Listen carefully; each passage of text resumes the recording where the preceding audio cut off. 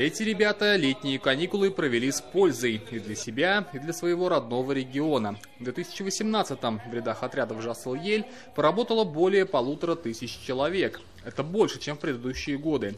Они очищали от мусора водоемы, преображали скверы и парки. Теперь настало время наградить самых трудолюбивых парней и девушек.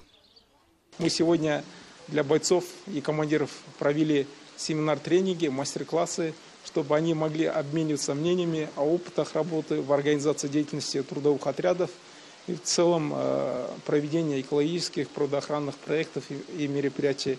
Посадить 5000 деревьев – задача не из легких, но молодые бойцы с ней справились. Жасыл-елевцы проводили и просветительскую работу по охране природы среди населения. Естественно, что деятельность ребят не оставалась без вознаграждения. Зарплата каждого бойца составляла 60 тысяч тенге. Работа в Жасыл-Ель, она улучшает общение с другими людьми. Ты также этому учишься. Ты учишься делать что-то доброе, помогаешь там разными способами, методами.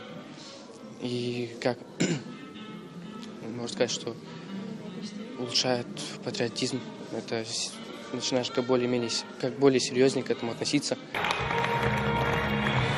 На торжественной церемонии наградили лучший штаб, отряд, также лучшего командира, бойца и работодателя.